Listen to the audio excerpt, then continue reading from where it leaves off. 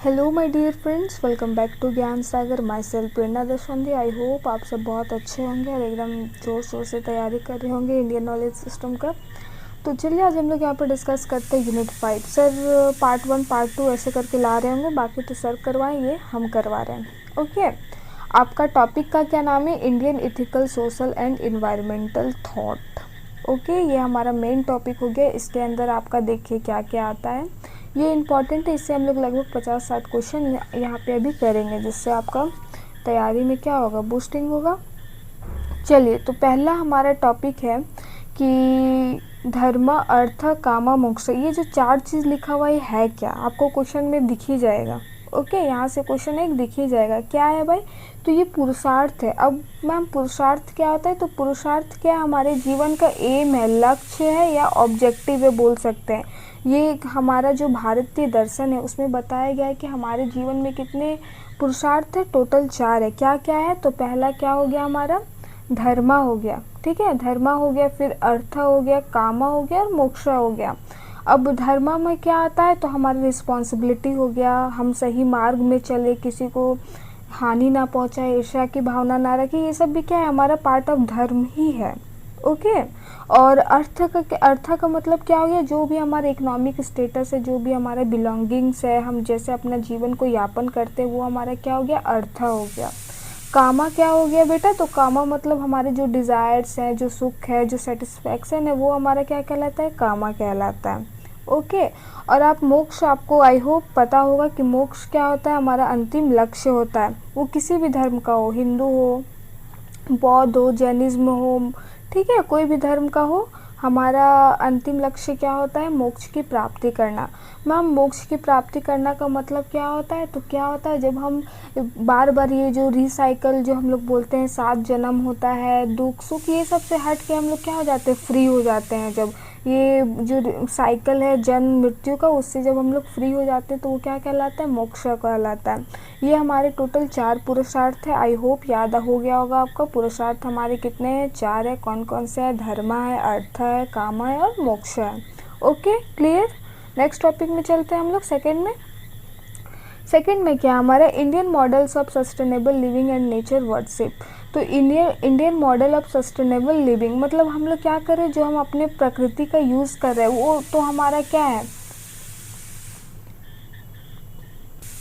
देखिए, इसमें आपका क्या होगा कि हम लोग बिना प्रकृति को क्षति पहुंचाए उसका यूज़ करें।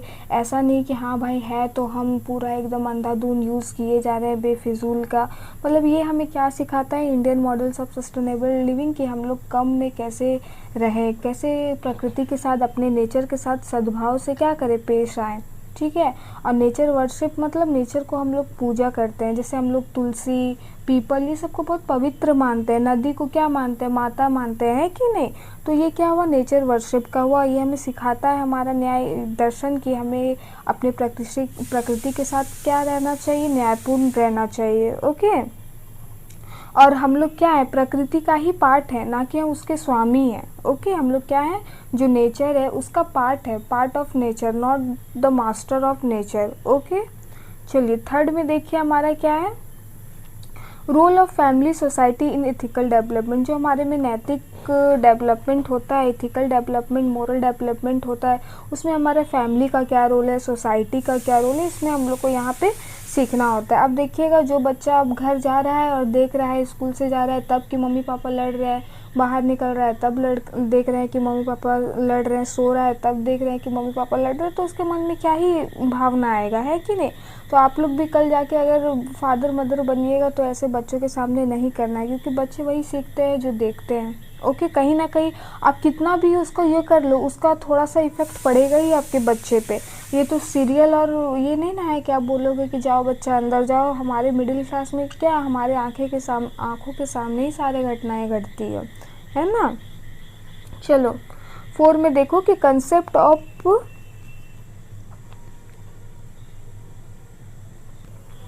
यहाँ पे हमारा जो वासुदेव कुटुंबकम है, तो इसका मतलब क्या होता है कि पूरा ये हमारा थीम भी रहा है कि नहीं? तो इसका मतलब क्या होता है कि पूरा देश, पूरा विश्व ही क्या है? एक परिवार है। यहाँ पे हम लोग सिर्फ अपने देश को बढ़ावा नहीं दे रहे, वैश्विक ग्लोबल लेवल पर हम लोग हारमोनी सेट करने का कोशिश कर रहे हैं और एक परिवार बताने का कोशिश कर रहे हैं कि, और जाति स्टेटस ये सब को पीछे छोड़ के। फिर है आपका सर्वधर्मा संभवा। इसका मतलब क्या होता है कि सारे धर्म क्या है, बराबर हैं और कोई बड़ा छोटा नहीं है, सब एक है। सबके धर्म को क्या करना चाहिए, प्रमोट करना चाहिए। ओके। फिर 5 में है कि environmental values in Indian scriptures, ठीक है। फिर 6 में आपका relevance of Indian ethics in present day challenges. तो इससे हम लोग क्वेश्चन करेंगे आई होप। तो आपको ऊपर जितना हम लोग किए हैं उससे तो क्वेश्चन मिलना चाहिए, आपका भी बनना चाहिए। तो देखते हैं हम लोग का कितना क्वेश्चन ऊपर से बनता है। तो पहला है कि how many purushartha there are recognised in Indian philosophy. भारतीय दर्शन में पुरुषार्थ कितने माने गए। तो अभी हम लोग पढ़ें कि मैम कितना होता है, 4 होता है। कौन कौन होता है आपका, तो धर्म होता है, कामा होता है कि नहीं, मोक्ष तो लास्ट हो गया, और एक है आपका अर्थ, ठीक है। चलो सेकंड में है कि अब देखो कोई बच्चा बोलेगा कि हिंदी इंग्लिश, तो इतना भी पूरा हार्ड नहीं है। जो हिंदी पढ़ रहे हैं तो इंग्लिश वाला को समझ में नहीं आ रहा, भले इंग्लिश पढ़ेंगे तो हिंदी वाला को नहीं समझ में आएगा, लेकिन अगर हम हिंदी पढ़ रहे हैं तो इंग्लिश वाले को भी समझ में आना चाहिए। अब दो पढ़ेंगे तो फिर लगेगा कितना टाइम लग जाएगा, है कि नहीं। तो वैसा कुछ हार्ड है नहीं, तो देख लेना। निम्नलिखित में से कौन सा पुरुषार्थ नहीं है, कौन इसमें से पुरुषार्थ नहीं है। भाई धर्म भी है, अर्थ भी है, काम भी है, लेकिन योगा हम लोग को नहीं पता, योगा नहीं है कि नहीं। तो यहाँ पे योगा क्या होगा, एलिमिनेट हो जाएगा। चलो फिर थर्ड में हमारा कि धर्म का मुख्य अर्थ क्या है, क्या इसका मीनिंग है, धर्म का मतलब क्या है, इसका अर्थ क्या है। तो हम लोग अभी ऊपर में पढ़े कि धर्म का मतलब क्या होता है, हमारा ड्यूटी होता है, कि हमारा क्या कर्तव्य है, क्या रिस्पॉन्सिबिलिटी है कि नहीं, क्या नैतिकता है हमारा उसके प्रति, किसी कार्य के प्रति। तो हमारा क्या हो जाएगा, धर्म का मतलब ड्यूटी एंड राइटनेस, यानी कर्तव्य और नैतिकता। 4 में हमारा कि अर्थ पुरुषार्थ किससे संबंधित है, अर्थ पुरुषार्थ किससे संबंधित है भाई, तो धन और समृद्धि है, धर्म है, मुक्ति है, शिक्षा है। तो ऊपर हम लोग पढ़े कि अर्थ का मतलब क्या होता है, हमारे बिलोंगिंग से होता है, हमारा धन समृद्धि से होता है, हमारे इकोनॉमिक स्टेटस से होता है, ठीक है। तो अर्थ का मतलब क्या हो जाएगा, धन और समृद्धि। 5 में है कि कामा पुरुषार्थ इज रिलेटेड टू व्हाट। तो कामा हम लोग से किससे रिलेटेड था, हमारे महत्वाकांक्षा, हमारे डिज़ायर, हमारे सुख शांति से था, हमारे संतोष की भावना से था। तो इसका आंसर क्या हो जाएगा, इच्छाएं और सुख। 6 में है मोक्ष का अर्थ क्या है। बच्चे हम लोग बात किए थे ऊपर में कि मोक्ष का अर्थ क्या है, जब इस साइकिल से मुक्त हो जाते हैं, मरण मृत्यु, फिर से जिंदा हो, जन्म लो, पुनर्जन्म जिसको बोलते हैं, तो इस साइकिल से जब हम लोग निकल जाते हैं तो वही क्या होती है, मोक्ष की प्राप्ति होती है। Okay, liberation from cycle of birth and death.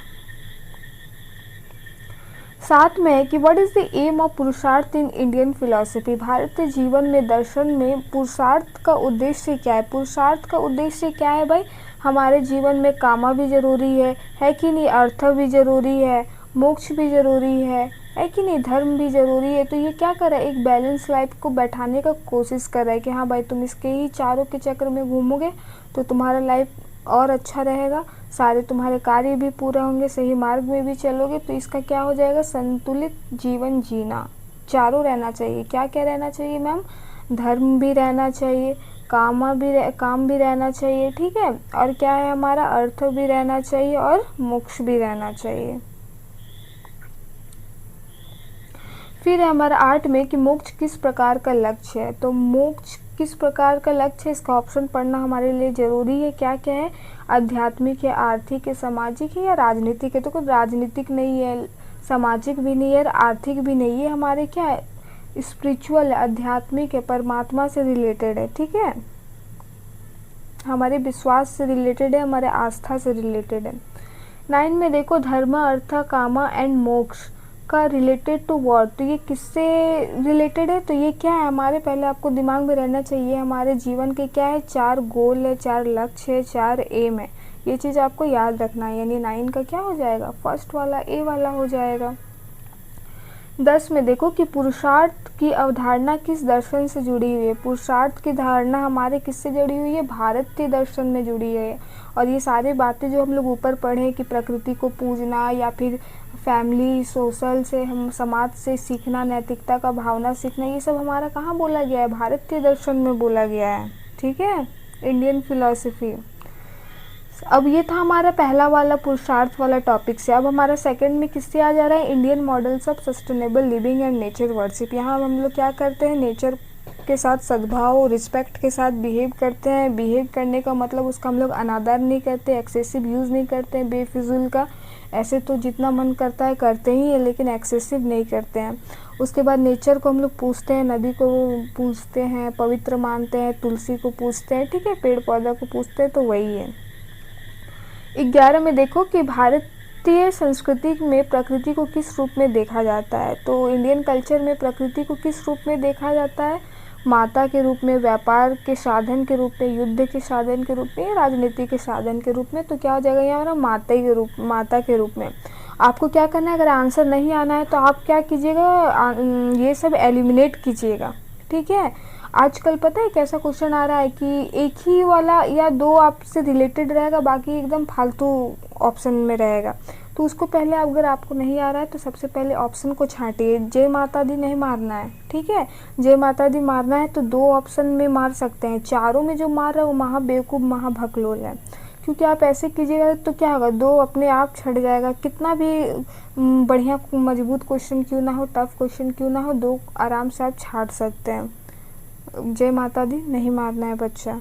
ठीक है, फिर है हमारा the concept of mother earth is related to what. पृथ्वी माता की अवधारणा किससे संबंधित है। तो किससे संबंधित है, प्रकृति के सम्मान से। जैसे हम लोग माता का सम्मान करते हैं, माता जैसे कि किसी को माँ जैसा, अगर हम लोग दुनिया में अगर कोई ऐसा है तो क्या मानते हैं, माँ है कि नहीं। और माँ का सम्मान करते हैं तो वही है रिस्पेक्ट फॉर नेचर।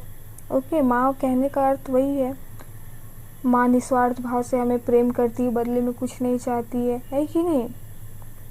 13 में देखो, विच ट्री इज कंसिडर्ड।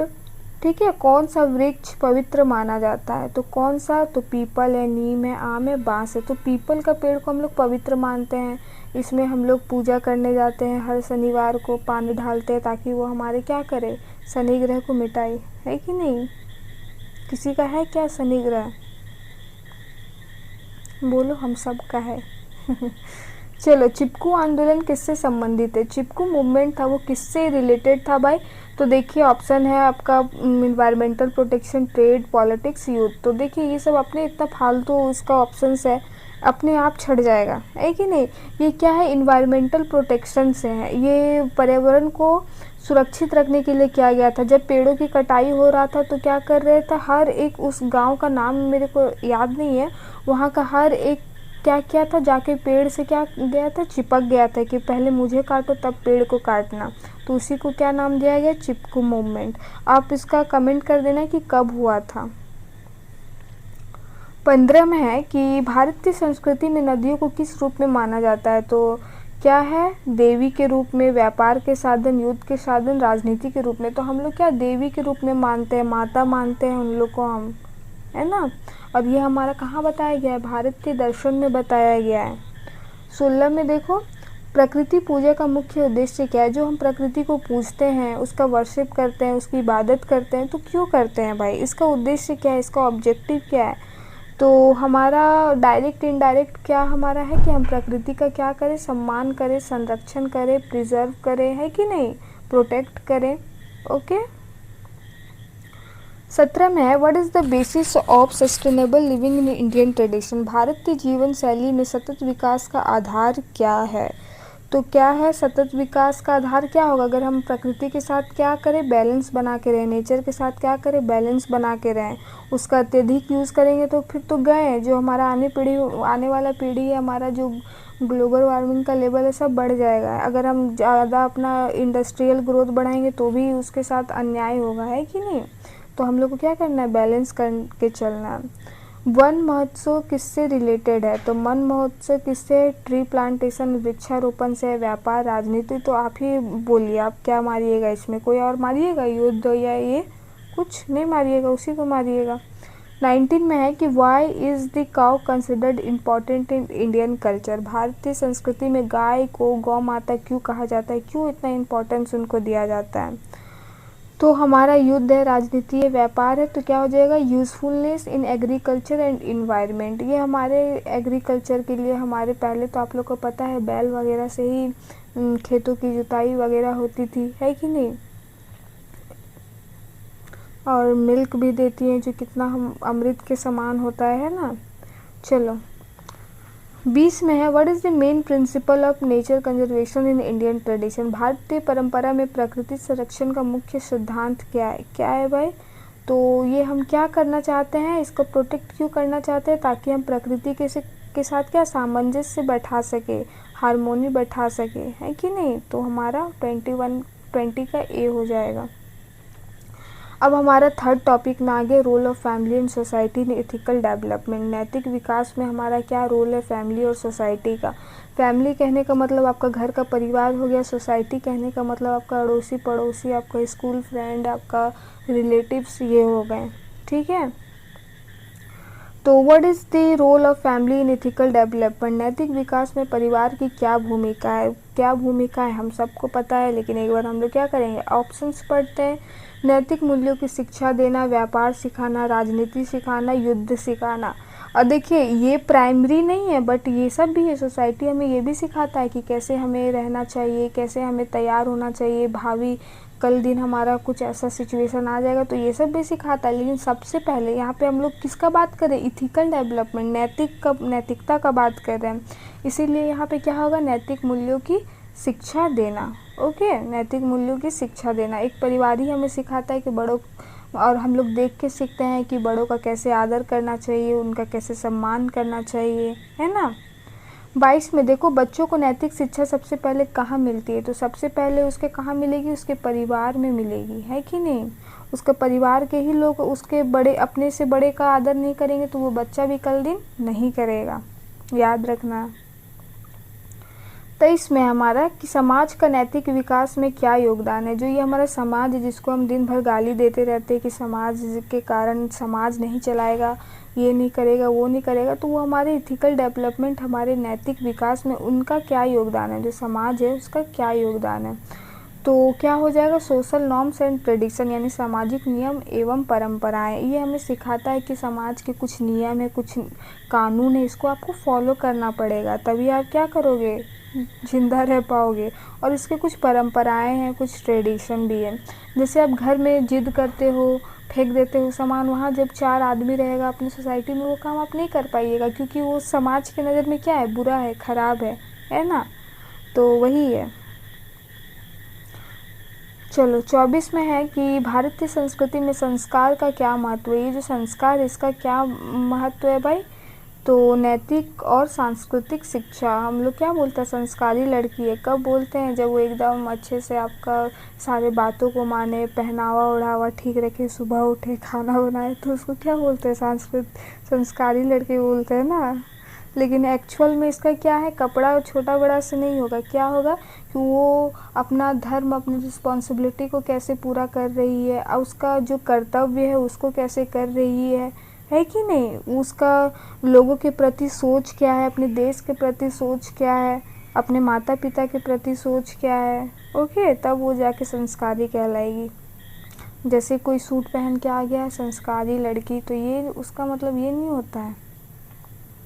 चलो 25 देखो, बच्चों के चरित्र निर्माण में किसका सबसे अधिक प्रभाव होता है। जब बच्चा का चरित्र, कैरेक्टर डेवलपमेंट होता है तो वो किसका सबसे बड़ा हाथ होता है, तो माता पिता का, पेरेंट्स का। डायरेक्ट हम लोग माता पिता का दोष देते हैं, पता नहीं इसका मम्मी पापा क्या सिखाया, इसका माँ बाप क्या सिखाया, कुछ सिखाया नहीं है, आप पहला वर्ड यही सुनोगे।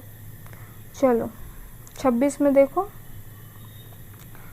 कि 26 में क्या है, what is considered the basis of morality in Indian society. Bharatiya Samaj में नैतिकता का आधार क्या माना गया। जो बेसिक है, जो नींव है वो नैतिकता का, वो भारतीय समाज में किसको माना गया है, तो हमारा यहाँ पे क्या हो जाएगा, धर्म और संस्कार को।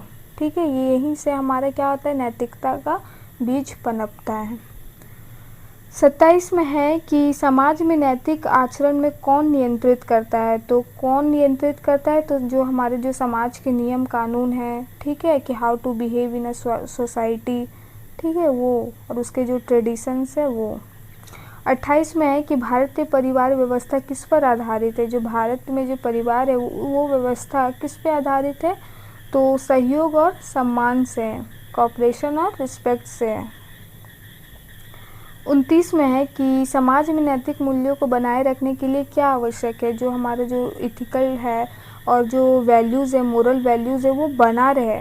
वो बना रहे तो वो कब बना रहेगा, जब हम एजुकेटेड रहेंगे, ठीक है। एजुकेशन के थ्रू ही हम उसको क्या कर सकते हैं, ट्रांसफ़र कर सकते हैं one generation to another generation. 30 में है कि भारतीय संस्कृति में परिवार को क्या माना जाता है। जो भारत हमारा जो इंडियन कल्चर है उसमें हम फैमिली को क्या मानते हैं, तो नैतिक शिक्षा का पहला विद्यालय मानते हैं। नैतिक शिक्षा का भी पहला विद्यालय मानते हैं। और ऐसे भी बच्चा का पहला स्कूल कौन सा होता है, घर ही होता है, और उसकी माँ प्रथम गुरु होती है ना। फिर है हमारा वही वासुदेव कुटुंबकम। तो वसुदेव कुटुंबकम का क्या अर्थ है बेटा, तो हमारा पूरा संपूर्ण विश्व क्या है, एक परिवार है, ठीक है। 32 में वसुदेव कुटुंबकम किस ग्रंथ में मिलता है, तो ये हमारे महाउपनिषद में मिलता है। 33 में सर्वधर्म समभाव का अर्थ क्या होता है, कि हम लोग सभी धर्मों को क्या करना चाहिए, इक्वल रिस्पेक्ट देना चाहिए और प्रमोट करना चाहिए सबके, ऐसे नहीं कि वहाँ लड़ाई झगड़ा लगा दे। सर्वधर्म समभाव किस सिद्धांत से संबंधित है, तो ये किससे है, तो धार्मिक सहिष्णुता हो जाएगा। 35 में है कि वसुदेव कुटुंबकम किस विचार को प्रोत्साहित करता है, तो ये हमारा क्या करना चाह रहा है कि पूरा देश एक परिवार है। मतलब ये देश का नहीं, पूरे वैश्विक स्तर पर, पूरा ग्लोबल स्तर पर ये क्या एकता को स्थापित करना चाहता है, ग्लोबल हार्मोनी बैठाना चाहता है, एक शांति बैठाना चाहता है, ठीक है। फिर है 36 में भारतीय संस्कृति में वसुदेव कुटुंबकम का क्या संदेश है, तो इसका क्या संदेश है कि हम लोग विश्व के साथ क्या करें, भाईचारा करके रहे, बंधुत्व करके रहें, एक दूसरे का हेल्प करें, कोऑपरेट करें, ठीक है। तो क्या हो जाएगा, यूनिवर्सल ब्रदरहुड हो जाएगा। 37 में सर्वधर्म समभाव का उद्देश्य क्या है, तो इसका क्या है, इसका मेन उद्देश्य क्या है कि सभी धर्मों के बीच क्या हो, सद्भाव हो, हार्मोनी हो, शांति हो, रिस्पेक्ट हो, ओके। 38 में है कि वसुदेव कुटुंबकम किस प्रकार का आदर्श है, तो ये कैसा टाइप का आइडियल है हमारा, तो यूनिवर्सल ह्यूमन आइडियल, सार्वभौमिक मानवीय आदर्श। फिर है हमारा कि सर्वधर्म समभाव भारतीय संविधान के किस मूल्य से जुड़ा है, तो ये हमारा क्या है, सेक्युलरिज्म से जुड़ा है, धर्म निरपेक्षता से जुड़ा है, कोई धर्म जाति मतभेद लिंग कुछ नहीं है, कि नहीं। 40 में है कि वसुदेव कुटुंबकम की भावना किसे बढ़ावा देती है, तो किसको बढ़ावा देगी, शांति और सहयोग की भावना को बढ़ावा देगी, भाईचारे की भावना को बढ़ावा देगा, है ना, प्रमोट करेगा। अब चलिए नेक्स्ट है हमारा कि environmental values in Indian scriptures, ठीक है। तो देखिए पहला क्वेश्चन क्या है, भारतीय शास्त्रों में प्रकृति को किस रूप में देखा गया है, तो किस रूप के ये में देखा गया है, तो इसको हम लोग पूजते हैं, भगवान के समान मानते हैं, कि नहीं, एज अ डिवाइन देवतत्व के रूप में। 42 में है कि वेदों में पृथ्वी को क्या कहा गया है, तो जो हमारे वेद हैं, कितने वेद है टोटल, 4 वेद है कि नहीं, 4 वेद है। और वेदांग कितने हैं, 6 है। वेदांग क्या है, वेदांग ही अर्थ है, अंग है किसका, वेद का। अगर हम लोग को वेद समझना है, जो ये चारों वेद है जो बहुत कठिन है, जटिल है, आम मनुष्य नहीं समझ पाएंगे, तो वो पहले इसको समझने के लिए जो 6 वेदांग है इसको हमें पढ़ना होगा, ओके। 6 वेदांग है, इसको हमें पढ़ना होगा, इसके नियम कानून को पढ़ना होगा, तब जाके हमें समझ में आएगा। तो क्या है भाई, पृथ्वी को क्या कहा गया है वेद में, तो माता कहा गया है पृथ्वी को, ठीक है। अब पता चला पृथ्वी माता कहाँ से आ गई, धरती माता। 43 में देखो, which element is considered the basis of life in Indian scriptures, भारतीय ग्रंथों में किस तत्व को जीवन का आधार माना गया है, तो हम तो हमारा क्या है, वाटर है, वेल्थ है, वॉर है, राजनीति है, तो वाटर को माना गया है। ठीक है, आपका तत्व है ना कितना, अग्नि, जल, भूमि। 5 में देखो, पंच महाभूत में कितने तत्व होते हैं, यही वाला बोल रहे थे, 5 तत्व। ठीक है, तो कितने हैं इसमें, 5 हैं। ओके। 45 में है कि पंच महाभूत में कौन कौन से तत्व शामिल है। तो कौन कौन से तत्व शामिल है, तो हमारा क्या हो गया, जल हो गया, अग्नि हो गया, हवा हो गया, आकाश हो गया और पृथ्वी हो गया। तो ये वाला हो जाएगा, याद रखना है क्या क्या है, जल, पृथ्वी, अग्नि, वायु और आकाश। 46 में हमारा कि भारतीय संस्कृति में वृक्षों का क्या महत्व है। तो वृक्षों का क्या महत्व है भाई, तो इन्वायरमेंटल प्रोटेक्शन, व्यापार है, युद्ध, राजनीति, इसमें से एक भी ऑप्शन सही नहीं है। ठीक है, कि वृक्षों का क्या महत्व है, यहाँ प्रोटेक्शन का कोई ये नहीं है। चलो 47 देखो, कि भारतीय ग्रंथों में नदियों को किस रूप में पूजा करते हैं। तो हम लोग कैसे, देवी के रूप में मानते हैं, कि नहीं, गंगा माँ। 48 में है, भारतीय शास्त्रों में पर्यावरण संरक्षण का मुख्य सिद्धांत क्या है। तो ये हम लोग का पर्यावरण को संरक्षण करना, उसको प्रोटेक्ट करने का क्या कहने का अर्थ है, कि हम लोग प्रकृति के साथ क्या करें, सामंजस्य बैठा के रखें, उनको रिस्पेक्ट करें, सद्भाव करें और उसका यूज़ करें। 49 में है कि भारतीय संस्कृति में वन का क्या महत्व है। वन का क्या महत्व है भाई, जीवन और पर्यावरण का संरक्षण। 50 में देखो, भारतीय शास्त्रों में पर्यावरण के प्रति मुख्य संदेश क्या है, कि पर्यावरण के प्रति क्या है, कि ये हमें क्यों आगाह करना चाहता है, क्यों बता रहा है कि ये, तो इस ताकि हम लोग उसका क्या करें, रिस्पेक्ट करें, उसका सद्भाव से यूज़ करें, उसका कम यूज़ करें, एक्सेसिव ना करें, उसकी पूजा करें, है ना। वो हमें इतना कुछ दे रही है। अब देखो 6 में है, relevance of Indian ethics in present day challenge. तो क्या क्या अभी वर्तमान समय में हमारा दिक्कत आ रहा है वो देखेंगे इसमें। पहला क्वेश्चन है कि वर्तमान समय में भारतीय नैतिक मूल्यों का मुख्य महत्व क्या है। तो क्या है, तो सामाजिक समरसता और शांति। सबसे पहला मुख्य उद्देश्य क्या है, कि समाज में क्या बना रहे, समरसता बना रहे, हारमोनी बना रहे, शांति बना रहे, रिस्पेक्ट बना रहे, है ना। 52 में है कि अहिंसा का सिद्धांत किससे संबंधित है। तो अहिंसा क्या होता है भाई, जब हम लोग, हिंसा किसको बोलते हैं, जब मारपीट हो जाए, खून खराबा हो जाए किसी काम को। जैसे गांधी जी किसके मार्ग में चलते थे, अहिंसा के मार्ग में चलते थे। इनका क्या कहना है था, कि शांति से हम लोग कोई भी एम को, गोल को, लक्ष्य को प्राप्त कर सकते हैं। उन्होंने आज़ादी की लड़ाई में एक लाठी के माध्यम से उन्होंने पूरा ये किया, वो भी उठाया नहीं, हाथी में रखे थे, है कि नहीं। चलो, अहिंसा मतलब हिंसा को हम लोग त्याग दें। फिर है, भारतीय नैतिकता का मुख्य आधार क्या है। तो धर्म और कर्तव्य है। 54 में है कि भारतीय दर्शन में सत्य क्या क्या महत्व है। तो सत्य क्या है भाई, सर्वोच्च नैतिक मूल्य, हाईएस्ट मोरल वैल्यू। भले आप अभी बोलिएगा तो दूसरे को मिर्ची लग जाएगा, है कि नहीं, लेकिन बात तो सही है। बहुत झूठ बोलना पड़ता है, क्या कीजिएगा, बोलना नहीं है झूठ। ओके। 55 में देखिए, महात्मा गांधी ने किस सिद्धांत पर विशेष बल दिया है। तो सत्य और अहिंसा पे। इन्होंने हमेशा अपने पूरे जीवन को एक आदर्श साबित किया, सत्य की राह में चले, अहिंसा से रहते थे, किसी पे हिंसा नहीं करते थे, ना किसी को प्रोत्साहित करते थे बल्कि रोकते थे, है ना। आधुनिक समाज में भारतीय नैतिकता का किस समस्या से समाधान में सहायक है। तो क्या हो जाएगा हमारा क्वेश्चन, क्या है, फिर से पढ़ते। आधुनिक समाज में भारतीय नैतिकता किस समस्या से के समाधान में सहायक है। तो जो हमारा जो हमारे आधुनिक समाज में जो हमारा मोरल वैल्यूज़ है, जो हमारा भारतीय दर्शन में दिया हुआ है, अभी जो प्रॉब्लम आ रहा है उसमें हम लोग कैसे कॉप अप करेंगे, कैसे उससे ओवरकम होंगे। तो यही बताया क्या है, सामाजिक संघर्ष से हम लोग यहाँ से निकल सकते हैं।